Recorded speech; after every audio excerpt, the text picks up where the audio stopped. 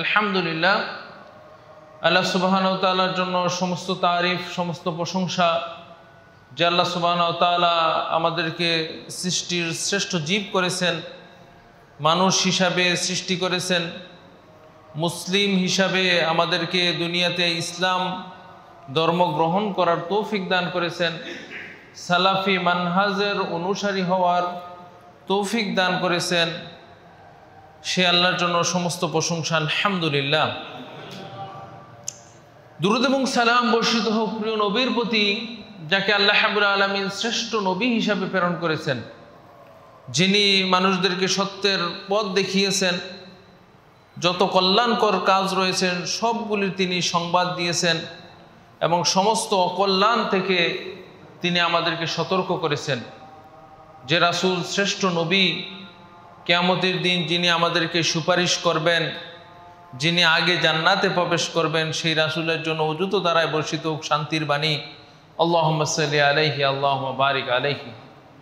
সম্মানিত উপস্থিতি, আল্লাহ সুবহানাহু ওয়া তাআলা এই পৃথিবীতে আমাদেরকে নির্দিষ্ট সময়ের জন্য পাঠিয়েছেন।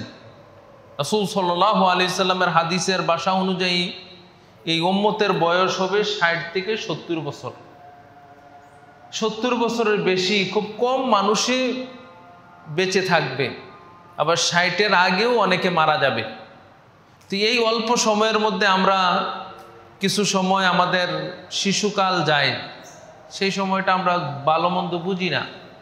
অনেকটা সময় কেটে যায় ঘুমের মধ্যে, যেখানে ভালো কাজ করার কোনো সুযোগ থাকে না।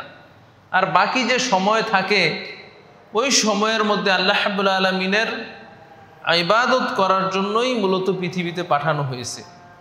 আর ইবাদত করতে যা প্রয়োজন, এইগুলিকে আল্লাহ রাব্বুল আলামিন বৈধতা দিয়েছেন। ইবাদত করার জন্য কি প্রয়োজন? ইবাদতের জন্য প্রয়োজন হলো বেঁচে থাকা। যে মানুষ বেঁচে আছে তার জন্যই ইবাদত, তার জন্যই সালাত সিয়াম। যে মারা গেছে তার জন্য সালাত সিয়াম নেই। তাইলে আপনাকে আগে বেঁচে থাকতে হবে। বেঁচে থাকার জন্য কি দরকার? খাবারের দরকার।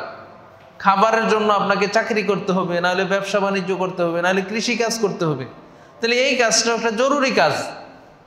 যে সম্মানিত উপস্থিতি, তারপরে আপনার বেঁচে থাকার জন্য একটা বাসস্থানের দরকার, একটা ঘরের দরকার, বেঁচে থাকার জন্য কাপড়ের দরকার। কিন্তু এই যতগুলি বিষয় আছে, এগুলি কিন্তু আপনার কি জন্য? সেটা হলো ইবাদতের জন্য। ইবাদতের জন্য হলো আপনার এই কাজগুলি। এখন আমরা যদি মৌলিক যে ইবাদত, মূল যে ইবাদত, ওইটা থেকে সরে এসে বাড়ি বানানোর জন্যই জীবন পার করে দিলাম, বাড়ি বানাইতে বানাইতে ইবাদত নষ্ট হয়ে গেল। এত ব্যস্ত আমি, যে ইবাদত করবে কখন? একটা ঘরের কাজ ধরেছি, এটা শেষ হচ্ছে না। ব্যবসা বাণিজ্য করতে করতেই আপনার জীবন শেষ হয়ে যাচ্ছে, ইবাদত করার সময় পাই না। চাকরি করতে করতেই জীবন শেষ হয়ে যাচ্ছে, সময় শেষ হয়ে যাচ্ছে, ইবাদতের সুযোগ পাই না। তাহলে বোঝা যাবে যে আপনার মূল যে বিষয়, আল্লাহ যেই জন্য আপনাকে পৃথিবীতে পাঠিয়েছে, ওইটা থেকে আপনি সরে গেছেন। কারণ যদি তাই না হতো, তাহলে আপনি যেই ব্যবসার জন্য সারা জীবন কাজ করলেন, ইবাদত করতে পারলেন না। যেই চাকরির জন্য এত কাজ করলেন, যেই ঘর বানানোর জন্য এত কাজ করলেন, মৃত্যুর পরে একটাও সাথে দেওয়া হবে না। কষ্ট করে বাড়ি বানিয়েছেন, ঘর বানিয়েছেন, সুন্দর খাট বানিয়েছেন, মৃত্যুর সময় কেউ বলবে না যে এত কিছু তো দেওয়া যাবে না, অন্তত একটা চাদর বিছিয়ে দাও কবরে, এটাও করবে না। তার মানে এটা মূল না আপনার জন্য। মূল যে বিষয়টা, সেটা হলো আল্লাহর ইবাদত করা। আর এই ইবাদত আমরা কিভাবে করব, তার বিস্তারিত বিবরণ, তার বিস্তারিত নিয়ম কানুন রাসূলুল্লাহ সাল্লাল্লাহু আলাইহি সাল্লাম আমাদেরকে দেখিয়েছেন। রাসূল সাল্লাল্লাহু আলাইহি সাল্লামকে আল্লাহ রাব্বুল আলামিন এই জন্যই পাঠিয়েছেন যে আমার বান্দারা কিভাবে দুনিয়াতে চলবে, ব্যক্তি জীবন থেকে শুরু করে একেবারে আন্তর্জাতিক জীবন পর্যন্ত, সামাজিক জীবন, পারিবারিক জীবন, তার ব্যবসা বাণিজ্য, চাকরি বাকরি, সে কীভাবে অতিবাহিত করবে, এই জন্যই আল্লাহ রাব্বুল আলামিন রাসূল পাঠিয়েছেন, কিতাব দিয়েছেন। তো সম্মানিত উপস্থিতি, রবিউল আউয়াল মাস আসলে আমরা রাসূল সাল্লাল্লাহু আলাইহি সাল্লামের বিভিন্ন সিরাত মাহফিল, বিভিন্ন অনুষ্ঠান, জন্মদিবস পালন, এগুলি আমরা ব্যাপকভাবে দেখতে পাই। রাসূল সাল্লাল্লাহু আলাইহি সাল্লাম কোন মাসে জন্মগ্রহণ করেছেন, এটা হাদিস থেকে প্রমাণ পাওয়া যায় না যে তিনি কোন মাসে জন্মগ্রহণ করেছেন। এই জন্য ঐতিহাসিকগণ এ ব্যাপারে অনেক মতামত দিয়েছেন। অনেকে বলছেন মুহররম মাসে, কেউ বলছেন রবিউল আউয়াল মাসে, কেউ বলছেন রমজান মাসে। আবার রবিউল আউয়াল মাসেও যদি হয়ে থাকে, অধিকাংশ ঐতিহাসিকগণ যেটা বলেছেন কত তারিখ তিনি জন্মগ্রহণ করেছেন। হ্যাঁ, 1 তারিখ থেকে, কেউ বলছেন 8 তারিখ, 9 তারিখ, 12 তারিখ, কিন্তু 12 তারিখে তিনি জন্মগ্রহণ করেছেন এটাও হাদিস থেকে প্রমাণ পাওয়া যায় না। তো কোরআন হাদিসে যেহেতু রাসূল সাল্লাল্লাহু আলাইহি ওয়াসাল্লামের জন্ম মাস, জন্ম সন এবং জন্ম তারিখ কোনোটাই পাওয়া যায় না, এই জন্য এই ব্যাপারে নিশ্চিত করে আপনি বলতে পারবেন না যে এত তারিখে জন্মগ্রহণ করেছেন। বরং একটা জিনিস নিশ্চিতভাবে বলতে পারেন, সেটা হলো রাসূল সাল্লাল্লাহু আলাইহি সাল্লাম সোমবারে জন্মগ্রহণ করেছেন। আব্দুল্লাহ ইবনে আব্বাস রাদিয়াল্লাহু তাআলা আনহু বলেন যে রাসূল সাল্লাল্লাহু আলাইহি সাল্লাম সোমবারে জন্মগ্রহণ করেছেন, সোমবারে ইন্তেকাল করেছেন, সোমবারে তিনি নবী হয়েছেন, সোমবারে তিনি মক্কা থেকে মদিনার উদ্দেশ্যে বের হয়েছেন এবং সোমবারে তিনি মদিনাতে পৌঁছেছেন। এই 5টা কাজ রাসূল সাল্লাল্লাহু আলাইহি জীবনে সোমবারে হয়েছিল। এবং এই জন্য রাসূল সাল্লাল্লাহু আলাইহি সাল্লাম সোমবারে সিয়াম পালন করতেন। তাকে জিজ্ঞাসা করা হলো যে কেন সিয়াম পালন করেন? তো তিনি বলেছিলেন যে ইয়াউমা উলিদতু ওয়া ইয়াউমা বুইসতু, এই দিনে আমি জন্মগ্রহণ করেছি, এই দিনে আমি নবী হয়েছি। তো সম্মানিত উপস্থিতি, তাহলে এই রবিউল আউয়াল মাস আসলে আমরা রাসূল সাল্লাল্লাহু আলাইহি সাল্লামের জীবনী নিয়ে আলোচনা করি, কিন্তু রাসূল সাল্লাল্লাহু আলাইহি সাল্লামের জীবনী আলোচনা করাটা যত জরুরি, তার চেয়ে আরও বেশি জরুরি হলো রাসূল সাল্লাল্লাহু আলাইহি সাল্লামের জীবনের অনুসরণ করা।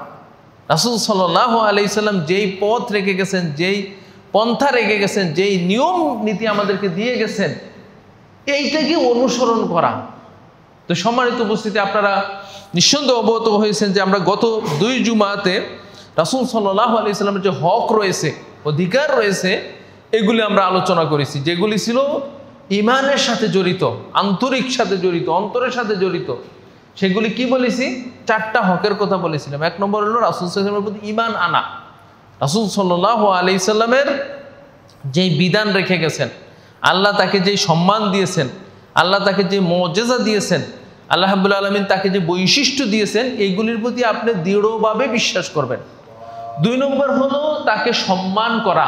রাসূল সাল্লাল্লাহু আলাইহি সাল্লামকে সম্মান করা মানে রাসূল সাল্লামকে বিধানকে সম্মান করা, রাসূল সাল্লাল্লাহু আলাইহি সাল্লামের সাহাবাদেরকে সম্মান করা, তার স্ত্রীদেরকে সম্মান করা, তার উপরে নাজিলকৃত কিতাবকে সম্মান করা। 3 নম্বর ছিল যে রাসূলুল্লাহ সাল্লাল্লাহু আলাইহি সাল্লামকে মহব্বত করা, ভালোবাসা।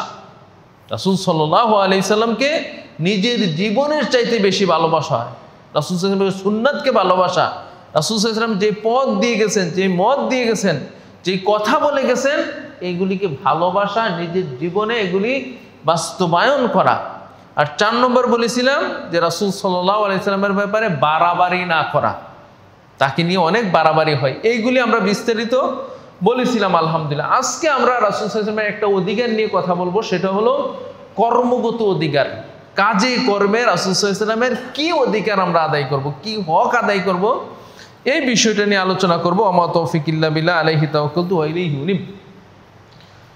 কর্মগত রাসূল সাল্লাল্লাহু আলাইহি সাল্লামের যে অধিকার, রাসূলের হক, রাসূল সাল্লাল্লাহু আলাইহি সাল্লাম আমাদের কাছ থেকে চাচ্ছেন, পাওনা যেটা, সেটা 1 নম্বর হলো রাসূল সাল্লাল্লাহু আলাইহি সাল্লামের অনুসরণ করা, ইত্তেবা করা, ইতাআত করা, রাসূল সাল্লাল্লাহু আলাইহি সাল্লামের অনুসরণ করা। এই জন্য আল্লাহ রাব্বুল আলামিন কোরআনে অনেক জায়গায় বলছেন, কুল আতিউল্লাহ ওয়া আতিউর রাসূলা, হে রাসূল আপনি বলে দিন যে তোমরা আল্লাহর অনুসরণ করো, সাথে সাথে রাসূল সাল্লাল্লাহু আলাইহি সাল্লামের অনুসরণ করো।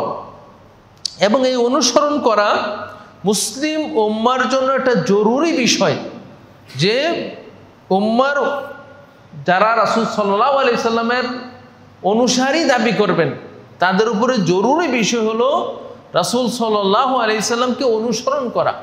এই জন্য হাদিসে রাসূল সাল্লাল্লাহু আলাইহি সাল্লাম বলেছেন যে কুল্লু উম্মতি ইয়াদখুলুনাল জান্নাহ, আমার প্রত্যেক উম্মত জান্নাতে প্রবেশ করবে। সুবহানাল্লাহ। যারাই রাসূল সাল্লাল্লাহু আলাইহি সাল্লামের প্রতি ঈমান আনবে, যারা আল্লাহর প্রতি ঈমান, তারা জান্নাতে প্রবেশ করবে, হয় প্রথমে, না হইলে শাস্তি ভোগ করার পরে। প্রথমে মানে আপনার কোনো শাস্তি নেই, ইন্তেকাল করেছেন, কবরের প্রশ্নের জবাব দিয়েছেন, হাসরে ময়দানে উঠেছেন, আল্লাহর প্রশ্নের জবাব দিয়েছেন, জান্নাতে চলে গেছেন, কোনো আযাব নাই।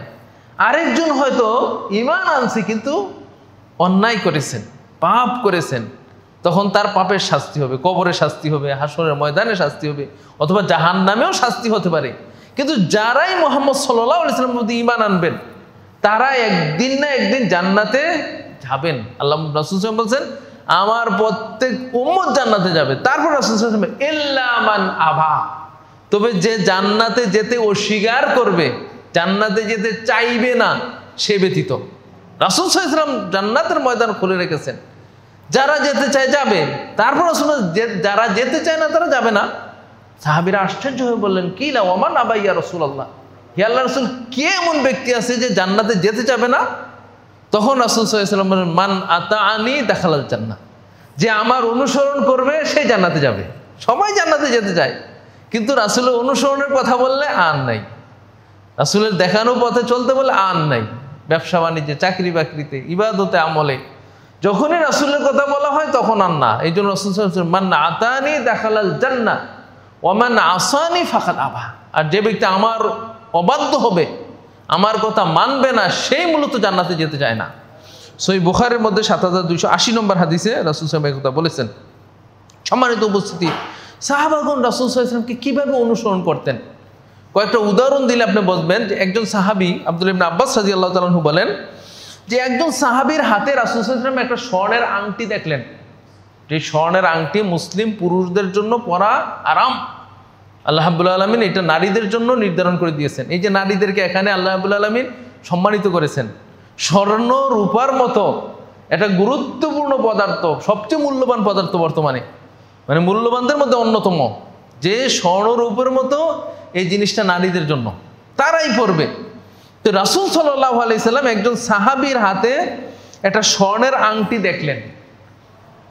তখন রাসূল সাল্লাল্লাহু আলাইহি সাল্লাম এটাকে হাত থেকে খুললেন এবং ফেলে দিলেন এবং বললেন যে এই আংটির কারণে, তুমি যদি আংটি থাকে তাহলে তোমাকে শাস্তির সম্মুখীন হতে হবে। রাসূল সাল্লাল্লাহু আলাইহি সাল্লাম এই কাজটা করে চলে গেলেন।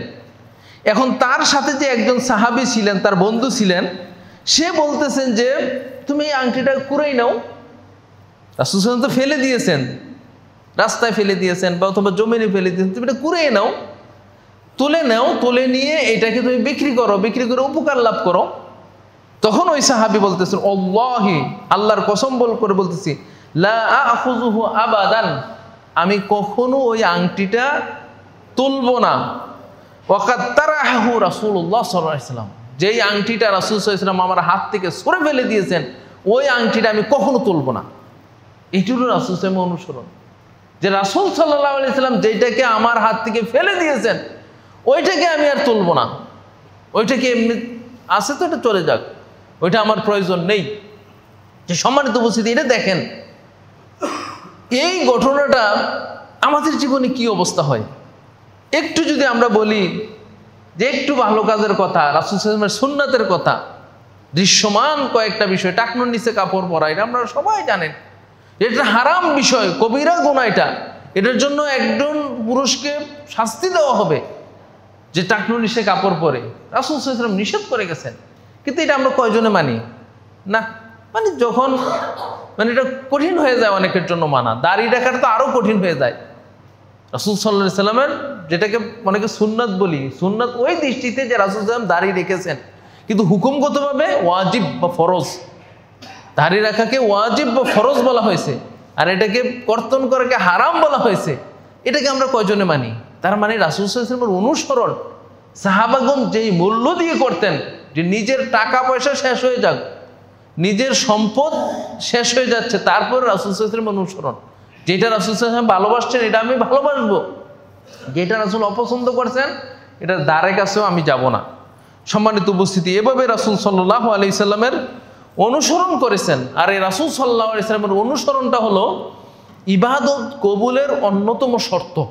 আমরা যে ইবাদত করি, সালাত, সিয়াম, হজ, যাকাত, তাসবিহ, তাহলিল, জিকির, আজকার, দোয়া, দুরুদ যাই পড়েন না কেন, এই ইবাদত যদি আল্লাহর দরবারে কবুল করাতে চান তাহলে রাসূল সাল্লাল্লাহু আলাইহি ওয়াসাল্লামের অনুসরণ লাগবে। আল্লাহ রাব্বুল আলামিন বলছেন, ইয়া আইয়ুহাল্লাযীনা আমানু আতিউল্লাহা ওয়া আতিউর রাসূলা ওয়া লা তুবতিলু আ'মালাকুম,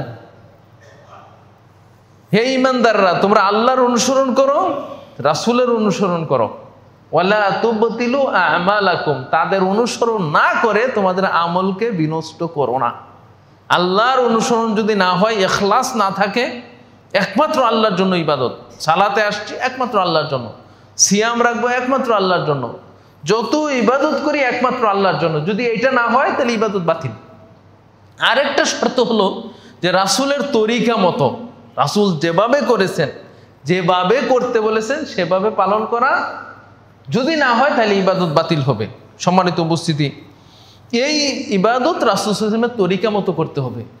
যারা রাসূল সাল্লাল্লাহু আলাইহি ওয়াসাল্লামের তরিকা মতো ইবাদত করবে না, তাদের একটা হুঁশিয়ার বাণী, এবং তাদের কি অবস্থা হবে আল্লাহ রাব্বুল আলামিন সেটা অন্য আয়াতের মধ্যে সূরা ফুরকানের 27 থেকে 29 নম্বর আয়াতে আল্লাহ বলছেন, ইয়াউমা ইয়াউদ্দুয যালিমু আলা ইয়াদাই, কিয়ামতের দিন জালেমদের অবস্থা বলতেছেন, ইয়াকুলু ইয়া লাইতানি ইত্তাখাযতু মা'আর রাসূলি সাবিলা। কিয়ামতের দিন যারা জালেম মানে রাসূল সাল্লাল্লাহু আলাইহি সাল্লামের সাথে জুলুম করেছে। রাসূল সাল্লাল্লাহু আলাইহি সাল্লামের সাথে জুলুম করা কি? রাসূল সাল্লাল্লাহু আলাইহি সাল্লাম যেই পথ দেখিয়ে গেছেন এই পথে না চলে অন্য পথে চলা, এটা হলো জুলুম। রাসূল সাল্লাল্লাহু আলাইহি সাল্লাম যেই শরীয়ত রেখে গেছেন এই শরীয়তের অনুসরণ না করে অন্য কিছু অনুসরণ করে, এটা হলো জুলুম রাসূলের শানে। তা আল্লাহ বলতেছেন যে ইয়াউমা ইয়াউদ্দুয যালিমু আলা ইয়াদাই, কিয়ামতের দিন জালেমরা তাদের হাত কামড়াতে থাকবে। আমরা যখন অনেক সময় মানুষ জিদ হয় বা নিজের উপর নিজের জিদ হয়, তখন দাঁত কামড়ায় অনেকে, হাত কামড়ায় অনেকে, কি করবে না করবে, যেটা কেন করলাম, এটা কেন হলো, একটু জিদ হয়ে যায়। তো কিয়ামতের দিন জালেমদের এই অবস্থা হবে, এবং তারা বলতে থাকবে ইয়াকুলু ইয়া লাইতানি ইত্তাখাযতু মা'আর রাসূলি সাবিলা, হায় আমি যদি রাসূল সাল্লাল্লাহু আলাইহি ওয়াসাল্লামের অনুসরণ করতাম। ইয়া লাইতানি লাম আত্তাখিজ ফুলানান খালিলা, আমি যদি অমুককে না ধরতাম, অমুককে বন্ধু হিসেবে না ধরতাম, রাসূলের অনুসরণ করতাম, তাহলে আমার আজকে এই অবস্থা হতো না। সম্মানিত উপস্থিতি, এই জন্য আমরা দেখতে পাই যে বিভিন্ন জায়গায় জিকিরের নামে আমরা যখন বলি যে এটা ঠিক না, কেন বলি এটা? এই জন্য বলি যে রাসূল সাল্লাল্লাহু আলাইহি ওয়াসাল্লাম এটা দিয়ে যান নাই। আজকে যারা ইবাদত করতেছে, ইবাদতের নামে অনেক কিছু করতেছে, জিকির বলেন, তাসবিহ তাহলিল বলেন, দোয়া দুরুদ বলেন, বিভিন্ন অনুষ্ঠান বলেন, চল্লিশা বলেন, 5 দিনের অনুষ্ঠান বলেন, শবে বরাত বলেন, শবে মেরাজ বলেন, ঈদে মিলাদুন নবী, যত ইবাদত আছে যেগুলিকে আমরা বলি যেগুলি রাসূল সাল্লাল্লাহু আলাইহি ওয়াসাল্লাম দিয়ে যান নাই, কিন্তু এগুলি তো করতেছে মানুষ। কেন করতেছে? কেউ না কেউ বলছে করার জন্য, কেউ না কেউ বলছে যে এটা করো তোমরা। তো কিয়ামতের দিন তখনই তারা বলবে লাম আত্তাখিজ ফুলানান খালিলা, তাকে যদি আমি না ধরতাম, অমুক হুজুরকে, অমুক পীরকে, অমুক আপনার বুজুর্গকে যদি আমি না ধরতাম, রাসূলের পথ যদি অনুসরণ করতাম, তাহলে আজকে আমার এই অবস্থা হতো না। এটা হবে তখন। এই জন্য ইবাদতের ক্ষেত্রে রাসূল সাল্লাল্লাহু আলাইহি সাল্লামের অনুসরণ বাধ্যতামূলক। আপনি রাসূল সাল্লাল্লাহু আলাইহি সাল্লামের অনুসরণ করতেই হবে। রাসূল সাল্লাল্লাহু আলাইহি সাল্লামের যেখানে অনুসরণ নেই, সেখানে আপনার ইবাদত গ্রহণযোগ্য হওয়ার প্রশ্নই ওঠে না। আল্লাহ রাব্বুল আলামিন আমাদেরকে রাসূল সাল্লাল্লাহু আলাইহি সাল্লামের অনুসরণ করার তৌফিক দান করুক। সম্মানিত উপস্থিতি, সবাই দাবি করে যে আমরা রাসূলের কথাই মানি, কোরআন হাদিসই মানি। তো রাসূল সাল্লাল্লাহু আলাইহি সাল্লামের অনুসরণের ক্ষেত্রে ওলামায়ে কেরামগণ 6টি মূলনীতি নির্ধারণ করেছেন। এই 6টি মূলনীতির আলোকে যদি আপনার ইবাদত হয়, তাহলে এটা হবে রাসূল সাল্লাল্লাহু আলাইহি সাল্লামের অনুসরণ। আর যদি এর ব্যতিক্রম হয়, তাহলে নাম ইবাদত হলেও সেটা ইবাদত হবে না। এটাকে সুন্নাত এবং বিদআতের মানদণ্ডও বলা হয়। 6টা বিষয়। 1 নম্বর বিষয় হলো যে রাসূল সাল্লাল্লাহু আলাইহি সাল্লামের অনুসরণ হবে কারণ ভিত্তিক। রাসূল সাল্লাল্লাহু আলাইহি সাল্লাম যেই কারণে যেই ইবাদত করেছেন, আপনি যদি ওই কারণটা পান তাহলে ইবাদত করবেন।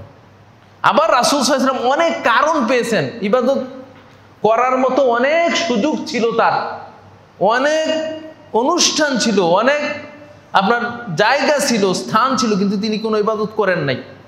উদাহরণ দিলে বুঝবেন। যেমন রাসূল সাল্লাল্লাহু আলাইহি সাল্লাম বৃষ্টির জন্য সালাত পড়তেন।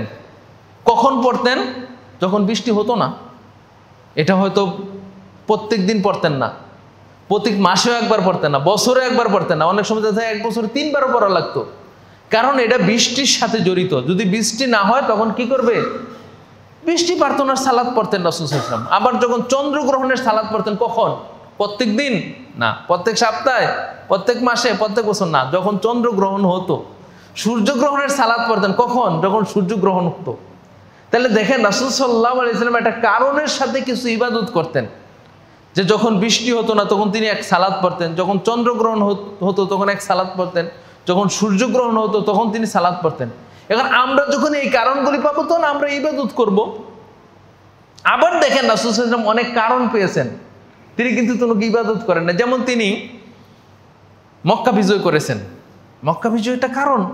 তিনি যদি বলতেন যে আমরা বিজয় দিবস পালন করব, মক্কা বিজয় দিবস, এত তারিখে মক্কা বিজয় হয়েছে, এই দিবস পালন করব আমরা, সুযোগ ছিল কি ছিল না? ছিল। তিনি মক্কা বিজয় করেছেন। তিনি বদর যুদ্ধ করেছেন যে আমরা বদর দিবস পালন করব। তিনি উহুদ যুদ্ধ করেছেন, তিনি খন্দকের যুদ্ধ করেছেন। এরকম হাজারো ঘটনা তার জীবনে ঘটেছিল, কিন্তু তিনি করেন নাই। এমনকি তিনি জন্মদিবস তিনি বলতে পারতেন যে আমি জন্মগ্রহণ করেছি, এই জন্মদিবস পালন করব। করার সুযোগ ছিল কি ছিল না? ছিল, কিন্তু তিনি করেন নাই। এখন আপনি যদি এখন এসে বলেন যে আমি বদর দিবস পালন করব, আমি জন্মদিবস পালন করব, আমি উহুদ দিবস পালন করব, আমি বিজয় দিবস পালন করব, তখন আমরা কি বলবো? যে এটা রাসূল সাল্লাল্লাহু আলাইহি ওয়াসাল্লাম করেন নাই, কারণগতভাবে পড়তেছে না। কারণ রাসূল সাল্লাল্লাহু আলাইহি ওয়াসাল্লামের করার সুযোগ ছিল, কিন্তু তিনি যেহেতু করেন না, এটা ছেড়ে দেওয়াই সুন্নত। আর করা হইলো খেলাফে সুন্নত, বিদআত হয়ে যেতে পারে। এটা হলো কারণের দিক দিয়ে। রাসূল সাল্লাল্লাহু আলাইহি সাল্লাম শহীদদের সম্মান দেখাতে পারতেন, শহীদ দিবস এটা পালন করতে পারতেন। হ্যাঁ, শহীদদের কবর এটা বানিয়ে দিতে পারতেন। রাসূল সাল্লাল্লাহু আলাইহি ওয়াসাল্লামের চাচা যখন শহীদ হয়েছিলেন, সাইয়্যিদুশ শুহাদা বলছেন রাসূল সাল্লাল্লাহু আলাইহি ওয়াসাল্লাম, হামজা রাদিয়াল্লাহু তাআলা আনহুকে উহুদ যুদ্ধে তিনি শহীদ হয়েছিলেন। তো তিনি বলতে পারতেন যে আমার চাচার কবরটা একটু সুন্দর করে বাঁধাই দাও, প্রত্যেক বছর এসে ফুল দেবো, একটু দাঁড়াইয়া নীরবতা পালন করবো। করার সুযোগ ছিল, রাসূল সাল্লাল্লাহু আলাইহি ওয়াসাল্লাম এরপরে বেঁচে ছিলেন। তিনি যেহেতু করেন নাই, তার মানে আপনি যদি বাড়তিভাবে করতে যান তাহলে এটা সুন্নত হবে না, এটা খেলাফে সুন্নত হবে। তো সম্মানিত উপস্থিতি, রাসূল সাল্লাল্লাহু আলাইহি ওয়াসাল্লামের যুগে ব্যবসা বাণিজ্য হয়েছে, দোকান উদ্বোধন হয়েছে, বাড়ি উদ্বোধন হয়েছে, ঘর উদ্বোধন হয়েছে। সাহাবীদেরকে তিনি বলতে পারতেন যে তোমরা যারা এখন নতুন ব্যবসা শুরু করবা আমরা ডাকবা, আমি যাব, বরকতের দোয়া করবো, এটা মুনাজাত করে দেব। করার সুযোগ ছিল তার, কিন্তু তিনি করেন নাই। তার মানে তিনি যেহেতু করেন নাই, এটা না করাই সুন্নত। আর কেউ যদি করতে চায় তাহলে এটা হবে গায়রে সুন্নত বা বিদআত। তাহলে সমস্ত কারণের সাথে জড়িত, যে রাসূল সাল্লাল্লাহু আলাইহি ওয়াসাল্লাম যেই কারণে যে ইবাদত করেছেন সেই কারণ পাইলে আমরা ইবাদত করব। আর যেই কারণ তিনি পেয়েছেন কিন্তু ইবাদত করেন নাই, অনেক সুযোগ তার ছিল কিন্তু তিনি ইবাদত করেন নাই, মানে আমরাও করব না। 2 নম্বর যে মূলনীতি সেটা হলো স্থানগত ইবাদত। রাসূল সাল্লাল্লাহু আলাইহি ওয়াসাল্লাম যেই স্থানে যে ইবাদত করেছেন, স্থান মানে কি? একটা মসজিদ একটা স্থান, হ্যাঁ, মক্কা একটা স্থান, মদিনা একটা স্থান, মিনা একটা স্থান, আরাফা একটা স্থান। রাসূল সাল্লাল্লাহু আলাইহি ওয়াসাল্লাম যে স্থানে যে ইবাদত করেছেন, তিনি মসজিদে প্রবেশ করেছেন, প্রবেশের সময় একটা দোয়া পড়েছেন, তিনি বের হয়েছেন একটা দোয়া পড়েছেন, মসজিদে এসে প্রথম কি কাজ করেছেন, বিস্তারিত হাদিসে বর্ণিত আছে। যেই কাজ তিনি করেছেন যেই স্থানে, ওই স্থানে আমরা ওই ইবাদত করাটাই হলো সুন্নাত। ওই স্থানে যদি আপনি অন্য কিছু করেন, মসজিদে এসে রাসূল সাল্লাল্লাহু আলাইহি ওয়াসাল্লাম প্রথমে কি করেছেন? 2 রাকাত সালাত পড়েছেন, তারপরে বসছেন। এখন আপনি যদি মনে করেন যে আগে একটু এসে বসা লাগবে তারপরে সালাত পড়া লাগবে, তাহলে এটা খেলাফি সুন্নাত হবে, রাসূল সাল্লাল্লাহু আলাইহি ওয়াসাল্লামের সুন্নাত হবে না। স্থানগতভাবে আপনি রাসূল সাল্লাল্লাহু আলাইহি ওয়াসাল্লামের অনুসরণ করতে পারেন না। হজ করা, রাসূল সাল্লাল্লাহু আলাইহি ওয়াসাল্লাম হজ করার জন্য কোথায় গেছেন? মক্কাতে গেছেন। এখন আপনি যদি বলেন যে যারা ধনী আছে তারা মক্কাতে হজ করার জন্য যাবে, আর যারা গরিব আছি আমরা একটু টঙ্গীর ময়দানে গেলেই আমাদের চলবে, তাহলে কিন্তু এটা, কারণ হজ করার জন্য একটাই স্থান রাসূল সাল্লাল্লাহু আলাইহি ওয়াসাল্লাম নির্ধারণ করেছেন, যেটা কোথায়? মদিনাও হজের স্থান না। কারণ রাসূল সাল্লাল্লাহু আলাইহি ওয়াসাল্লাম মক্কা থেকে মদিনা থেকে হজ করার জন্য কোথায় আসছেন? মদিনাতে আসছেন, মক্কাতে আসছেন। তিনি বলতে পারতেন যে মদিনাতে আগে কিছু কর্ম করে নেই তারপরে মক্কাতে যাব, না। হজ করার একমাত্র স্থান হলো মক্কা এবং তার আশেপাশে, মিনা, আরাফা, মুজদালিফা, হ্যাঁ, সাফা মারওয়া, এগুলি হলো হজের স্থান। তো সম্মানিত উপস্থিতি, রাসূল সাল্লাল্লাহু আলাইহি ওয়াসাল্লাম যে ইবাদত যে স্থানে করেছেন আগে পরে যদি করে দেন হবে না। ইতিকাফ করা একটা, এই জন্য আমরা বলি, আল্লাহ বললেন কি বলছেন? ওয়ান্তুম আকিফুনা ফিল মাসাজিদ, তোমরা মসজিদে ইতিকাফ করো। ইতিকাফের সাথে মসজিদ জড়িত। আমরা যদি মনে করেন যে আমি বাড়িতেই করে নেব ইতিকাফ, তাহলে খেলাফে সুন্নাত। রাসূল করেন নাই, অনুমতি দেন নাই কোনো সাহাবীকে যে তোমরা বাড়িতে ইতিকাফ করো। মহিলাকেও না, পুরুষকেও না। সম্মানিত উপস্থিতি, তো এইভাবে যেই স্থানে রাসূল সাল্লাল্লাহু আলাইহি ওয়াসাল্লাম যে ইবাদত করেছেন আমরা ওই স্থানে ওই ইবাদত করব। এর ব্যতিক্রম যদি ঘটে তাহলে আপনার খেলাফে সুন্নাত হবে, সুন্নাতে বিরোধী হবে। 3 নম্বর হলো সময়। রাসূল সাল্লাল্লাহু আলাইহি ওয়াসাল্লাম যেই সময় যে ইবাদত করেছেন, সময়ের সাথে জড়িত, যেই সময় যে ইবাদত করেছেন আপনি সেই সময় সেই ইবাদত করবেন। এবং রাসূল সাল্লাল্লাহু আলাইহি ওয়াসাল্লাম যেই সময় যেটা করেন নাই সেই সময় সেটা না করা, এটা হলো সুন্নাত। 5 ওয়াক্ত সালাতের একটা সময় আছে, রাসূল সাল্লাল্লাহু আলাইহি ওয়াসাল্লাম সময় নির্ধারণ করে দিয়েছেন। ইন্নাস সালাতা আলাল মুমিনিনা কিতাবাম মাওকুতা, আল্লাহ বলছেন যে মুমিনদের উপর আমি সালাত ফরজ করেছি ওয়াক্ত সহকারে। এমন ওয়াক্তের আগে পরে যদি আপনি পড়েন, জোহরের একটা ওয়াক্ত আছে, কাজ করতেছেন আজকে মনে করলেন যে একটু পরেই পড়বো, হ্যাঁ জোহরই তো পড়বো, তাহলে কিন্তু হবে না, কারণ ওয়াক্ত আল্লাহ রাব্বুল আলামিন দিয়েছেন।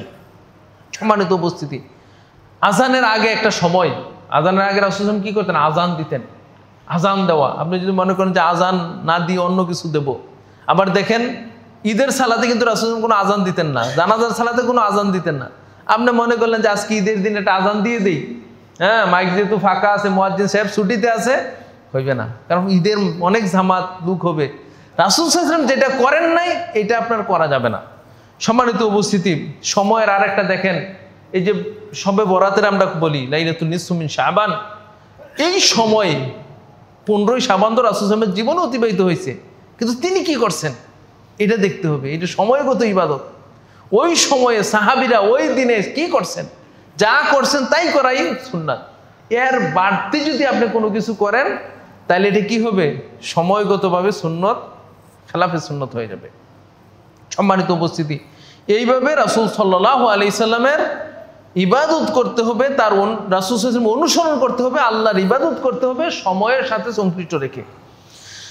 4 নম্বর যে মূলনীতি সেটা হলো সংখ্যা, সংখ্যাগত ইবাদত। ইসলাম কিন্তু সংখ্যাগত ইবাদতকে খুব গুরুত্ব দেয়। 5 ওয়াক্ত সালাত মানে 5টাই পড়তে হবে। আমরা যদি মনে করেন আমি 4 ওয়াক্ত তো পড়ি, তাইলে মনে হয় পাস হয়ে যাব।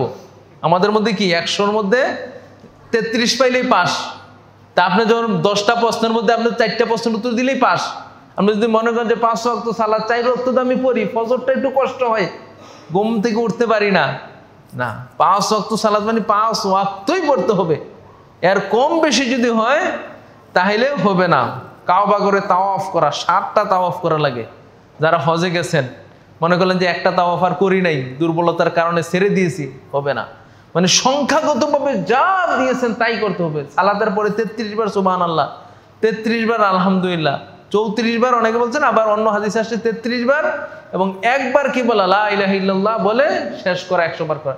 এর আপনি যদি কম বেশি করেন ইচ্ছাকৃতভাবে তাহলে হবে না।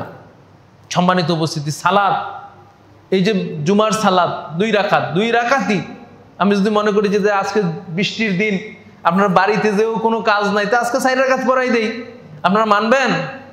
এই সংখ্যাটা এটা তো খুব সুন্দরভাবে বুঝছেন। কিন্তু ঈদ হলো ইসলামে 2টা। রাসূল সাল্লাল্লাহু আলাইহি ওয়াসাল্লাম যখন মদিনায় গেলেন তখন রাসূল সাল্লাল্লাহু আলাইহি ওয়াসাল্লাম দেখলেন যে 2টা দিন মদিনার লোকেরা উৎসব করতেছে। তখন রাসূল সাল্লাল্লাহু আলাইহি ওয়াসাল্লাম বললেন যে কি করতেছো তোমরা? বললো যে এই 2টা দিন আমরা তো অনেক আগে থেকে উৎসব করতেছি।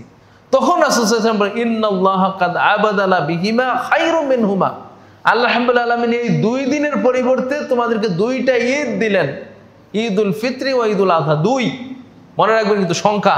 যেমন এখানে আপনি 2 রাকাতের জায়গায় 3 রাকাত পড়বেন না, আমি পড়াইতে চাইলেও পড়বেন না, আল্লাহু আকবার বলে আপনারা ছেড়ে দিবেন যে হুজুর ভুল করতেছে। তো রাসূল সাল্লাল্লাহু আলাইহি ওয়াসাল্লামকে দিয়ে 2টা ঈদ, এখন আপনি যদি তৃতীয় একটা ঈদ বানান, বড় ঈদ, হ্যাঁ সাইয়্যিদুল আইয়াদ, তাহলে ওই জায়গায় আমরা কেন আপোষ করি? কারণ সংখ্যার দিকটা আমরা বুঝি না। ইবাদতের ক্ষেত্রে সংখ্যা রাসূল সাল্লাল্লাহু আলাইহি ওয়াসাল্লাম দিয়ে গেছেন, মানে ওই সংখ্যাই করতে হবে, কম করেন বেশি করেন গ্রহণযোগ্য হবে না। সম্মানিত উপস্থিতি, 5 নম্বর যে মূলনীতি সেটা হলো পরিমাণ। যেই ইবাদত যেই পরিমাণ রাসূল সাল্লাল্লাহু আলাইহি ওয়াসাল্লাম দিয়ে গেছেন, যেমন জিকির, আল্লাহ রাসূল কি বলছেন? আফদালুয যিকরি লা ইলাহা ইল্লাল্লাহ, লা থেকে শুরু আল্লাহ থেকে শেষ, এইটা হলো জিকির। আপনি যদি একটু কমাই দেন, ইল্লাল্লাহ বলেন, আল্লাহ আল্লাহ বলেন, হু হু বলেন, এই পরিমাণের ভিত্তিতে বোঝা যায় যে একটাও জিকির হবে না। কারণ রাসূল সাল্লাল্লাহু আলাইহি ওয়াসাল্লাম জিকিরের একটা পরিমাণ দিয়ে গেছেন, শুরু এখানে শেষ ওইখানে। সম্মানিত উপস্থিতি, দুরুদ রাসূল সাল্লাল্লাহু আলাইহি ওয়াসাল্লাম দিয়ে গেছেন কিভাবে আপনি দুরুদ পড়বেন। তারপরে আপনার এমনকি সালাত, আমরা যে রাতে তাহাজ্জুদ সালাত পড়ি, আমরা যদি মনে করি সারা রাত তাহাজ্জুদ পড়বো, এটাও জায়েজ হবে না, কারণ রাসূল পরিমাণ দিয়ে গেছেন যে কিছু অংশ তুমি ঘুমাও, কিছু অংশ সালাত আদায় করো, কিছুদিন সিয়াম রাখো, কিছুদিন তুমি সিয়াম ছাড়ো। আমরা যদি মনে করেন যে সারা জীবনে আমি সিয়াম পালন করবো, এটাও সুন্নাত অনুযায়ী হবে না। তো সম্মানিত উপস্থিতি, এই জন্য মিকদার বা পরিমাণ, ইবাদত যেহেতুটুকু যত পরিমাণ দিয়েছেন রাসূল সাল্লাল্লাহু আলাইহি ওয়াসাল্লামের পরিমাণ দেখে দেখে ইবাদত করতে হবে। সর্বশেষ যে মূলনীতি সেটা হলো পদ্ধতি। রাসূল সাল্লাল্লাহু আলাইহি ওয়াসাল্লাম যেই ইবাদতের যেই পদ্ধতি দিয়েছেন, সালাতের একটা পদ্ধতি দিয়েছেন, এভাবে দাঁড়াতে হবে, এভাবে রুকু করতে হবে, এভাবে সিজদা করতে হবে, এভাবেই আপনাকে পড়তে হবে। সিয়ামের একটা নিয়ম কানুন দিয়েছেন, তারপরে আপনার দোয়া দুরুদের একটা নিয়ম কানুন দিয়েছেন, হ্যাঁ, জিকিরের একটা নিয়ম কানুন দিয়েছেন, যেটা আমাদের সমাজে সবাই দেখি যে অনেক সময় অনেকে জোরে জোরে জিকির করতেছেন, অনেকে হ্যাঁ লাফায় লাফায় জিকির করতেছেন, অনেকে হু হু করে জিকির করতেছেন। রাসূল সাল্লাল্লাহু আলাইহি সাল্লাম এই পদ্ধতি দিয়েছেন কিনা? কোনো একদিন এমন দেখা গেছে যে রাসূল সাল্লাল্লাহু আলাইহি সাল্লাম জোরে জোরে জিকির করতেছেন, সকল সাহাবীও জোরে জোরে করতেছেন, তাহলে রাসূল সাল্লাল্লাহু আলাইহি সাল্লামের পদ্ধতি না। আপনি যে জিকির করতেছেন, আপনি যে সালাত পড়তেছেন, আপনি যে দুরূদ পড়তেছেন, এগুলো আসলে পদ্ধতি না। এই জন্য হাউজে কাউসারে যখন রাসূল সাল্লাল্লাহু আলাইহি সাল্লাম দাঁড়াবেন, তখন তিনি বলতেছেন যে আমি হাউজে কাউসারে তোমাদের আগে পৌঁছে যাব এবং আমি হাউজে কাউসারের পানি পান করাইতে থাকবো, কিন্তু হঠাৎ করে দেখবো যে আমার কিছু উম্মত চলে আসছে যাদেরকে আমি চিনবো, তারা সালাত পড়েছে, তাদের হাতগুলি অজুর অঙ্গগুলি জলজল করতেছে, কিন্তু ফেরেশতারা মাঝখানে একটা বাধা দিয়ে দিবে। তখন আমি বলবো যে এগুলি তো আমার উম্মত। তখন ফেরেশতারা বলে ইন্নাকা লা তাদরি মান আহদাসা বাদু, হে রাসূল আপনি জানেন না যে তারা কি নতুন আবিষ্কার করছে আপনার মৃত্যুর পরে। আপনি জিকির দিয়ে গেছেন এভাবে, তারা করছে এভাবে, আপনি দিয়ে গেছেন এইটা এভাবে, তারা করছে এভাবে, মৃত্যুর পরে আপনি কি করা লাগবে দিয়ে গেছেন, ওরা 40-এ শুরু করছে, 5 দিনের খানা শুরু করছে, এইভাবে তারা ইবাদতকে চেঞ্জ করে দিয়েছে। সম্মানিত উপস্থিতি, এই জন্য রাসূল সাল্লাল্লাহু আলাইহি সাল্লামের শাফাআত পেতে হলে রাসূল সাল্লাল্লাহু আলাইহি সাল্লামের পূর্ণাঙ্গ অনুসরণ করতে হবে, যথাযথ অনুসরণ করতে হবে। আল্লাহ আমাদেরকে বোঝার এবং আমল করার তৌফিক দান করুন। সম্মানিত উপস্থিতি, রাসূল সাল্লাল্লাহু আলাইহি সাল্লামের অনুসরণ শুধু ইবাদতের ক্ষেত্রে নয়, রাসূল সাল্লাল্লাহু আলাইহি সাল্লামের অনুসরণ করতে হবে 5টা ক্ষেত্রে। 1 নম্বর হলো বিশ্বাস, ঈমানের ক্ষেত্রে, ফাইন আমানু বিমিসলি মা আমানতুম বিহ, ঈমানের ক্ষেত্রে রাসূল সাল্লাল্লাহু আলাইহি সাল্লাম বলছেন যে আল্লাহ বলছেন যে তারা যেভাবে ঈমান আনছে, সাহাবীদের কথা বলছেন, কারণ রাসূল সাল্লাল্লাহু আলাইহি সাল্লামের ঈমান ছিল সাহাবীদের ঈমানের চেয়ে আরো বেশি। কারণ রাসূল সাল্লাল্লাহু আলাইহি সাল্লাম মেরাজে গিয়ে অদৃশ্যকে কিছু দেখেছেন, জান্নাত দেখেছেন, জাহান্নাম দেখেছেন, কিন্তু আমাদের দ্বারা তো জান্নাত জাহান্নাম দেখা সম্ভব না। এই জন্য আল্লাহ ঈমানের কথা বলছেন যে ঈমান আনে যদি সাহাবাদের মতো, আমাদের ঈমান আনতে হবে সাহাবাদের মতো, আর সাহাবাগণ ঈমান আনছেন রাসূল সাল্লাল্লাহু আলাইহি সাল্লাম যেভাবে বলেছেন সেভাবে। 2 নম্বর হলো রাসূল সাল্লাল্লাহু আলাইহি সাল্লামকে অনুসরণ করতে হবে আমলের ক্ষেত্রে, সালাত, সিয়াম, হজ, যাকাত, যেগুলি এতক্ষণ বললাম মূলনীতি, এইভাবে অনুসরণ করতে হবে। 3 নম্বর হলো রাসূল সাল্লাল্লাহু আলাইহি সাল্লামের অনুসরণ হবে মুআমালাত, লেনদেনের ক্ষেত্রে। আমরা অনেকে সালাতে খুব রাসূলের অনুসরণ, একেবারে পায়ের সাথে পা, কাঁধের সাথে কাঁধ লাগে, জোরে আমিন বলি, আলহামদুলিল্লাহ, এটা ভালো, আপনি সুন্নাত মানতেছেন, কিন্তু যখন মুআমালাত যাই, ব্যবসা বাণিজ্যে যাই, তখন আর ওই সুন্নতটা রাখতে পারি না। রাসূল সাল্লাল্লাহু আলাইহি সাল্লাম যে বলছেন যে ওজনে কম দেওয়া যাবে না, খাদ্যে ভেজাল দেওয়া যাবে না, পণ্যের দোষ বলে দিতে হবে, এগুলি আমরা অনেক সময় পারি না। আপনি ব্যবসা করেন, পণ্যের দোষগুলি বলে দিতে হবে, আপনি শুধু ভালো জিনিসগুলি সামনে রাখলেন আর পচাগুলি নিচে রাখলেন, এটা রাসূল সাল্লাল্লাহু আলাইহি ওয়াসাল্লামের সুন্নাত নয়। তাহলে ওই ক্ষেত্রেও রাসূল সাল্লাল্লাহু আলাইহি ওয়াসাল্লাম অনুসরণ করতে হবে। আপনার রাসূল সাল্লাল্লাহু আলাইহি ওয়াসাল্লাম ব্যবসার মধ্যে যে নিয়ম নীতি দেখিয়ে দিয়েছেন, ওই নিয়ম নীতি মুআমালাতের ক্ষেত্রে, লেনদেনের ক্ষেত্রে, টাকা নিলে আর আজকে আর খুঁজে পাওয়া যায় না লোকদেরকে, অথচ রাসূল সাল্লাল্লাহু আলাইহি ওয়াসাল্লাম ঋণের ব্যাপারে যে কি সতর্কবাণী দিয়েছেন, ঋণের ব্যাপারে। আর আজকে দেখা যায় আমাদের ঋণ নেই এই জন্য যে দেব না এই নিয়তে, যে আমি নিতে পারলেই, সেই রাষ্ট্রীয় পর্যায় থেকে শুরু করে ব্যক্তি পর্যায় পর্যন্ত, যে ঋণ আমি এই জন্যই নেই, দাঁড় কর্জ এই জন্যই নেই যে দেব না আমি। সম্মানিত উপস্থিতি, এটা রাসূল সাল্লাল্লাহু আলাইহি ওয়াসাল্লামের আদর্শ নয়। মুআশারাতের ক্ষেত্রে রাসূল সাল্লাল্লাহু আলাইহি ওয়াসাল্লামের আদর্শ, বিয়ে শাদীগুলি আজকে দেখলে আমাদের বোঝা যায় যে রাসূলের আদর্শ কোথায়। হ্যাঁ, আমাদের জৈনকব আলেম বলেছিলেন, সম্মানিত আলেম, তিনি বলেছিলেন যে একজন কত ঈমানদার ব্যক্তি তার বিয়ে শাদীর অনুষ্ঠান গেলে বোঝা যায় যে আপনি কত ঈমানদার, কত আপনার মুত্তাকি, কত আহলে হাদিস, কত সহিহ কিতাবের অনুষ্ঠান, বিয়ের অনুষ্ঠান গেলে বোঝা যায় যে কোথায় আপনার বিয়ের অনুষ্ঠান, একেবারে ছেলে মেয়ে একসাথে, কি গায়ে হলুদ, কি তার আপনার গান বাজনা, কি তার আপনার সব কিছু চলতেছে, সব হিন্দুয়ানিভাবে চলতেছে। কোথায় আপনার বিয়ে শাদীর অনুষ্ঠান?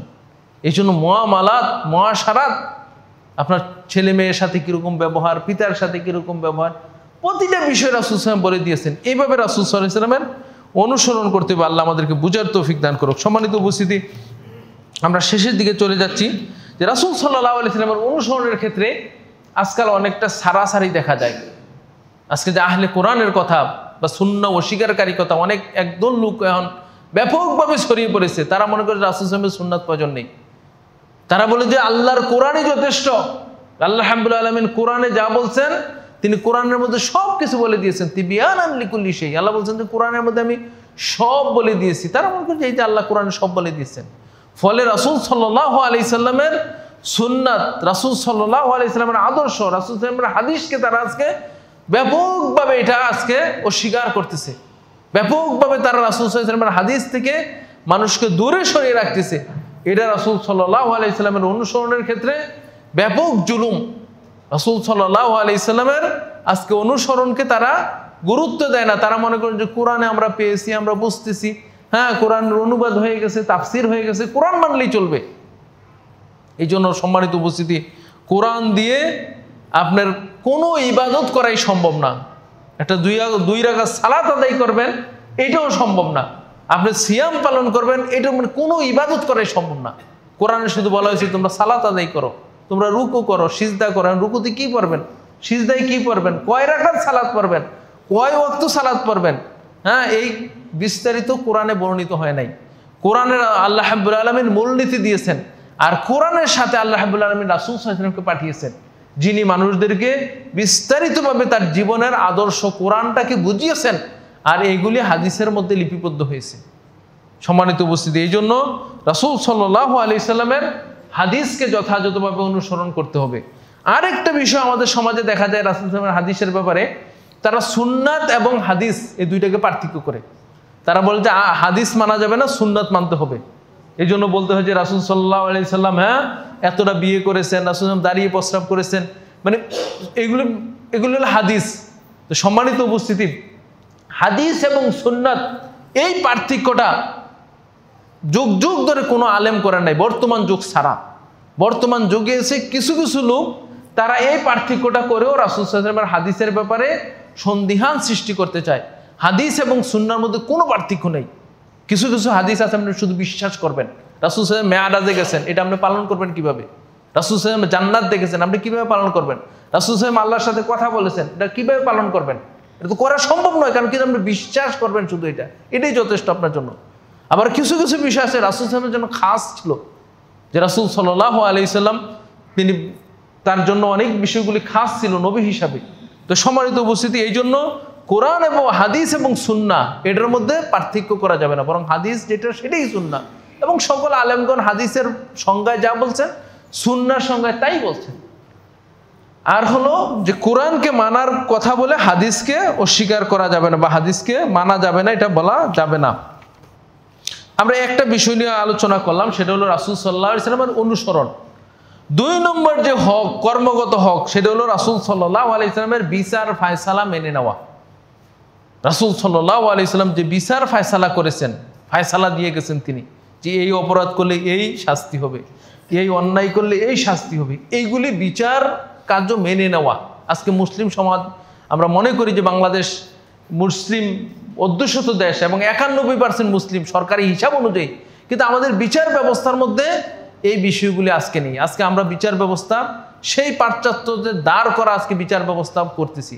ফলে দেখা যায় যে যারা অপরাধ করে বিচারের সুযোগ নিয়ে তারা অপরাধ আরও বেড়ে যায়, কারণ জানে যে সে আমাকে একটা যদি অপরাধ করিতে আমাকে জেলে নিবে, 2 বছর 1 বছর থাকবো বা এর আগেই আমি বের হয়ে যাব। কিন্তু ইসলামের বিচার ব্যবস্থা এরকম নয়, বরং ইসলামের বিচার ব্যবস্থা হলো কঠোর ব্যবস্থা। কেন করছেন? কারণ বিচার যদি কঠোর হয় তখন অন্যায় কমে আসে। আপনি দেখবেন যে উন্নত দেশগুলিতে যান, ছোট্ট একটা অপরাধ, গাড়ির আপনি একটু এক জায়গায় অন্যায়ভাবে পার্কিং করছেন, এত জরিমানা করবে আপনাকে যে আপনি জীবনে আর কোনোদিন এই অন্যায়টা করতে চাইবেন না। এই জন্য ইসলামের অপরাধ এরকম কঠোর। ইসলামের একটু আপনি চুরি করেছেন, এই অপরাধে হাত কেটে দেওয়া হবে। ফলে দেখা যাবে আর জীবনে সে চুরির দিকে হাঁটা পারবে না। আপনি বিবাহিত পুরুষ, আপনি জেনা করবেন, আপনাকে পাথর মেরে হত্যা করা হবে, আর জীবনে জেনার দিকে হাত বাড়াবেন। এই জন্য রাসূল সাল্লাল্লাহু আলাইহি ওয়াসাল্লামের জীবনীতে দেখা গেছে তিনি 10 বছর রাষ্ট্র পরিচালনা করেছেন, কয়জন লোক জেনা করেছেন? 2 জন সাহাবীর ঘটনা আমরা পাই। কিন্তু আজকে আমাদের সমাজে আইনের দুর্বলতার কারণে কত অহরহ হচ্ছে। পরকিয়া বলেন, আপনার সেই জেনা ব্যভিচার বলেন, আপনার সেই কি বলে শ্লীলতাহানি বলেন, যাই কিছু হচ্ছে আসলে সমাজে। কারণ কি? কারণ জানে যে এটার কোনো বিচার হবে না, হইলেও একটু হয়তো অল্প একটু হবে, কিন্তু আমার আর কিছুই হবে না। কিন্তু রাসূল সাল্লাল্লাহু আলাইহি ওয়াসাল্লামের বিচার ব্যবস্থা কঠোর ছিল। এবং আপনারা জানেন যে বনু মাখজুমি গোত্রের এক মহিলা চুরি করার দায়ে রাসূল সাল্লাল্লাহু আলাইহি ওয়াসাল্লামের কাছে বিচার চলে আসলো। সাহাবীগণ সবাই একমত যে ওই মহিলার হাত না কাটলে হয় না, যে এত সম্মানী মহিলা ওসামা ইবনে যায়েদ, রাসূল সাল্লাল্লাহু আলাইহি ওয়াসাল্লামের নাতি তার কাছে চলে গেলেন, যে বললেন যে ওই মহিলা এত সম্মানী মহিলা, তার হাতটা না কাটলে হয় না। রাসূল সাল্লাল্লাহু আলাইহি ওয়াসাল্লাম কি বলেছিলেন? যে যদি আমার মেয়ে ফাতেমা, ওই মহিলা কেন, আমার মেয়ে ফাতেমা যদি চুরি করতো, লাকাতাতু ইয়াদাহা, আমি তার হাতটা কেটে দিতাম। এর বিচার ব্যবস্থা ছিল। তো সম্মানিত উপস্থিতি, এই জন্য বিচার ব্যবস্থায় রাসূল সাল্লাল্লাহু আলাইহি ওয়াসাল্লামের অনুসরণ করাও একটা অনুসরণের অংশ। 3 নম্বরে যেটা বললো সেটা গুরুত্বপূর্ণ, সেটা হলো রাসূল সাল্লাল্লাহু আলাইহি ওয়াসাল্লামের প্রতি দুরূদ পাঠ করা। এটা আমরা অনেকেই আজকে ভুলেই গেছি। এই যে আজকে জুমার দিনে অন্যতম একটা আমল হলো রাসূল সাল্লাল্লাহু আলাইহি ওয়াসাল্লামের প্রতি দুরূদ পাঠ করা। রাসূল সাল্লাল্লাহু আলাইহি ওয়াসাল্লামের যখন নাম আসবে তখন দুরূদ পাঠ করা। ইন্নাল্লাহা ওয়া মালাইকাতাহু ইউসাল্লুনা আলান নবী, এই আয়াতটা পড়লে আমরা মনে করি যে মিলাদ শুরু হইবে। ইন্নাল্লাহা ওয়া মালাইকাতাহু বলে হুজুর মিলাদ শুরু করেন, কিন্তু আল্লাহ এখানে কি বলছেন? ইন্নাল্লাহা ওয়া মালাইকাতাহু ইউসাল্লুনা আলান নবী ইয়া আইয়ুহাল্লাযীনা আমানু সাল্লু আলাইহি ওয়া সাল্লিমু তাসলিমা। ইন্নাল্লাহা ওয়া মালাইকা, নিশ্চয়ই আল্লাহ রহমত বর্ষণ করেন। অনেকে বলে যে আল্লাহ মিলাদ পড়েন, আয়াতের অর্থ তো এরকম না। আল্লাহ বলছেন ইন্নাল্লাহা ওয়া মালাইকাতুহু ইউসাল্লুনা, সালাত শব্দটা যখন আল্লাহর শানে ব্যবহার হয় তখন অর্থ হচ্ছে আল্লাহ রহমত নাজিল করেন। তার মানে এর অর্থ হলো যে আল্লাহ রাসূল সাল্লাল্লাহু আলাইহি ওয়াসাল্লামের প্রতি রহমত নাজিল করেন। আর ফেরেশতাদের শানে যখন সালাত শব্দ ব্যবহার হয় তখন হলো ফেরেশতারা আল্লাহর কাছে দোয়া করে যে আল্লাহ আপনি মুহাম্মদ সাল্লাল্লাহু আলাইহি ওয়াসাল্লামের উপর রহমত নাজিল করেন। তাই আল্লাহ কি বলছেন? যে আল্লাহ রাব্বুল আলামিন মুহাম্মদ সাল্লাল্লাহু আলাইহি ওয়াসাল্লামের প্রতি রহমত নাজিল করেন, ফেরেশতারা রহমতের জন্য দোয়া করেন। ইয়া আইয়ুহাল্লাযীনা আমানু সাল্লু আলাইহি ওয়া সাল্লিমু তাসলিমা, ও ঈমানদাররা তোমরা রাসূলের শানে সালাত এবং সালাম দাও। সালাত এবং সালাম, সালাত মানে দুরুদ, আর সালাম মানে আসসালামু আলাইকা আইয়ুহান নবী, যেটা আমরা আপনার আত্তাহিয়াতের মধ্যে পড়ি। রাসূল সাল্লাল্লাহু আলাইহি ওয়াসাল্লাম বলছেন মান সাল্লা আলাইয়া সালাতান ওয়াহিদা সাল্লাল্লাহু আলাইহি আশারা, যে ব্যক্তি আমার উপরে একবার দুরূদ পড়বেন আল্লাহ রাব্বুল আলামিন তার উপরে 10টা রহমত নাজিল করেন। সুবহানাল্লাহ। রাসূল সাল্লাল্লাহু আলাইহি ওয়াসাল্লাম দুরূদ পাঠ করা, সবচেয়ে সংক্ষিপ্ত দুরূদ কি? সাল্লাল্লাহু আলাইহি ওয়াসাল্লাম। এর বেশি যদি আপনি পড়তে চান, যেমন আপনি আল্লাহুম্মা সাল্লি আলা মুহাম্মাদ এটা পড়তে পারেন। সম্মানিত উপস্থিতি, কখন রাসূল সাল্লাল্লাহু আলাইহি ওয়াসাল্লামের উপর দুরূদ পড়া যায়? সালাতের মধ্যে আমরা পড়ি, যেমন যখন আমরা শেষ বৈঠকে পড়ি তখন আত্তাহিয়াতুর পরে কি পড়ি? আল্লাহুম্মা সাল্লি আলা মুহাম্মাদ, এটা পড়ি আমরা। সালাতুল জানাজার মধ্যে রাসূল সাল্লাল্লাহু আলাইহি ওয়াসাল্লামের প্রতি দুরূদ পাঠ করা হয়। আপনারা দেখেন না, অনেক সময় আমাদের সমাজে অধিকাংশ সময় নীরবে পড়া হয়। যদি যেখানে জোরে জোরে সালাতুল জানাজা পড়া, সেখানে কি আল্লাহু আকবার বলে প্রথমে কি সূরা ফাতিহা পড়া হয়, দ্বিতীয়বার কি পড়া হয়? এই আপনার দুরূদ পড়া হয়, তৃতীয়বার মাইয়িতের উপর আপনার দোয়া করা হয়। খুতবার মধ্যে রাসূল সাল্লাল্লাহু আলাইহি ওয়াসাল্লাম দুরূদ পড়তেন। এই যে আমরা খুতবাতে উঠি তখন কিন্তু দুরূদ পড়ি। তারপরে আপনার আজান, বাদাল আজান, আজানের পরে, কিন্তু আমাদের সমাজে আজানের আগে দুরূদ পড়ে ফেলায়। হ্যাঁ, প্রথম মাইক নিয়েই কি করে আল্লাহুম্মা সাল্লি, হ্যাঁ দুরূদ পড়ে নাই, কিন্তু হাদিসে কিন্তু আসছে আজানের পরে। রাসূল সাল্লাল্লাহু আলাইহি ওয়াসাল্লাম কি বলছেন?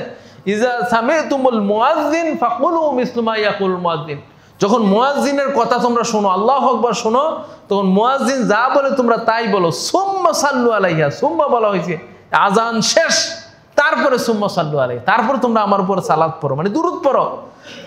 তারপরে কি বলছেন? সুম্মা সাল্লাল্লাহু আলাইহা, তো অতঃপর আল্লাহ রাব্বুল আলামিনের কাছে আমার জন্য চাও। কি চাও? ওই যে মাকামে মাহমুদ চাও, ওসিলা চাও।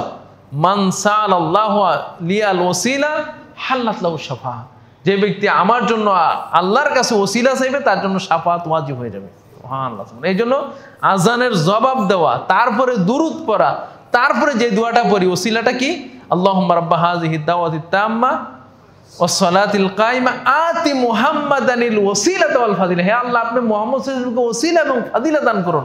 এটা আমরা বলি আজানের পরে। রাসূল সাল্লাল্লাহু আলাইহি ওয়াসাল্লাম বলছেন এই কাজটা যে করবে তার উপর আমার শাফাত ওয়াজিব হয়ে যাবে। তাহলে আজানের পরে একটা দুরূদ পড়ার একটা স্থান হলো। সম্মানিত মসজিদে ঢোকা এবং বাইর হওয়ার সময় দুরূদ পড়া। আমরা কি বলি, শুধু আল্লাহুম্মা ইফতাহলি বলে দেই। এর আগে কিন্তু আছে বিসমিল্লাহ ওয়াসসালাতু ওয়াসসালামু আলা রাসূলিল্লাহ, পরে আল্লাহুম্মা ইফতাহলি। আবার যখন বের হবেন, বের হওয়ার সময় বিসমিল্লাহ ওয়াসসালাতু ওয়াসসালামু আলা রাসূলিল্লাহ আল্লাহুম্মা ইন্নী আসআলুকা মিন ফাদলিকা, এটা পড়বেন। এরপরে দুরূদের স্থান হলো রাসূল সাল্লাল্লাহু আলাইহি ওয়াসাল্লামের নাম যখন শুনবেন। রাসূল সাল্লাল্লাহু আলাইহি ওয়াসাল্লাম বলছেন সবচেয়ে বড় বখিল ওই ব্যক্তি যে আমার নাম শুনলো কিন্তু দুরূদ পড়লো না। আরেকটা হাদিস আপনার রমজানে শুনে থাকেন যে 3 বার যখন রাসূল সাল্লাল্লাহু আলাইহি ওয়াসাল্লাম কি বলতেছিলেন, মিম্বারে উঠতেছিলেন, আমিন আমিন বলতেছিলেন। তার মধ্যে একটা কি ছিল, যে ব্যক্তি আমার নাম শুনলো কিন্তু দুরূদ পড়লো না ওই ব্যক্তির মতো হতবাক আর নেই। এই কথা রাসূল সাল্লাল্লাহু আলাইহি ওয়াসাল্লাম বলেছিলেন এবং জিবরাইল বলেছিলেন, রাসূল সাল্লাল্লাহু আলাইহি ওয়াসাল্লাম আমিন বলেছিলেন। তো সম্মানিত উপস্থিতি, তাহলে রাসূল সাল্লাল্লাহু আলাইহি ওয়াসাল্লামের প্রতি দুরূদ পাঠ করা। এটা এক ব্যক্তি রাসূল সাল্লাল্লাহু আলাইহি ওয়াসাল্লামের কাছে একজন সাহাবী এসে বললেন, ইয়া রাসূলুল্লাহ, আমি চাচ্ছি যে কিছু ইবাদত করতে। তো রাসূল সাল্লাল্লাহু আলাইহি ওয়াসাল্লাম বললেন, তুমি দুরূদ পাঠ করো আমার উপরে। বলো যে ইয়া রাসূলুল্লাহ, আমি কতটুকু বলবো? অর্ধেক সময়? বল পড়ো। বলো, তারপর বললো আল্লাহ রাসূল, আমি আরো বেশি করতে চাই। বললো যে 3 ভাগের 2 ভাগ পড়ো। বলতে আরো বেশি চাই, বলতে পুরো সময় তুমি দুরূদ পাঠ করতে থাকো। এই জন্য সময়তে আমরা কত সময় অবসর বসে থাকি আল্লাহর জিকিরের সাথে সাথে রাসূল সাল্লাল্লাহু আলাইহি ওয়াসাল্লামের দুরূদ। আমরা অনেক সময় সুবহানাল্লাহ আলহামদুলিল্লাহ বলি, কিন্তু দেখা যায় যে 1 সপ্তাহ পার হয়ে গেছে একবারও রাসূল সাল্লাল্লাহু আলাইহি ওয়াসাল্লামের প্রতি দুরূদ পড়ি না। কিন্তু আরবদের মধ্যে এই স্বভাব আছে যে মানে কোনো কাজে সাল্লি আলা নবী, সাল্লি আলা নবী, রাসূলের প্রতি দুরূদ পড়ো, মানে আল্লাহুম্মা সাল্লি সাল্লাল্লাহু আলাইহি ওয়াসাল্লাম। হাদিসের কিতাবগুলিতে সহিহ বুখারী বলেন, মুসলিম বলেন, আবু দাউদ, সমস্ত হাদিসের কিতাব যেখানে রাসূল সাল্লাল্লাহু আলাইহি ওয়াসাল্লামের নাম আসছেন সাথে সাথে সাল্লাল্লাহু আলাইহি ওয়াসাল্লাম, কোথাও কার্পণ্য করেন নাই। মানে আপনার যারা ইমামগণ ছিলেন, যেখানে রাসূল সাল্লাল্লাহু আলাইহি ওয়াসাল্লামের নাম আসছেন সাথে সাথে সাল্লাল্লাহু আলাইহি ওয়াসাল্লাম। কিন্তু এটা আমরা বই পুস্তকে থাকে, কিন্তু আমাদের কথার মধ্যে এগুলো আসে না। এই জন্য রাসূল সাল্লাল্লাহু আলাইহি ওয়াসাল্লামের অন্যতম একটা হক হলো রাসূল সাল্লাল্লাহু আলাইহি ওয়াসাল্লামের প্রতি দুরূদ পাঠ করা। সম্মানিত উপস্থিতি, আজকে আমরা 3টা বিষয় নিয়ে আলোচনা করেছি। 1 নম্বর হলো রাসূল সাল্লাল্লাহু আলাইহি ওয়াসাল্লামের অনুসরণ করা, ইত্তেবা করা। 2 নম্বর হলো রাসূল সাল্লাল্লাহু আলাইহি ওয়াসাল্লামের বিচার ফায়সালা মেনে নেওয়া। আর 3 নম্বর হলো রাসূল সাল্লাল্লাহু আলাইহি ওয়াসাল্লামের প্রতি দুরূদ পাঠ করা। আমরা এই কাজগুলির মাধ্যমে যাতে রাসূল সাল্লাল্লাহু আলাইহি ওয়াসাল্লামের অধিকার এবং হক যথাযথভাবে আদায় করতে পারি এবং আমরা যাতে তার শাফাআত পেয়ে জান্নাতে অধিবাসী হতে পারি এবং তার সাথে জান্নাতে থাকতে পারি, আল্লাহ আমাদেরকে সেই তৌফিক দান করুক। হাযা ওয়া সাল্লাল্লাহু আলা নবিয়িনা মুহাম্মদ ওয়া আলা আলিহি ওয়া সাহবিহি আজমাইন। আল্লাহুম্মা সাল্লি আলাইহি ওয়া সাল্লাম।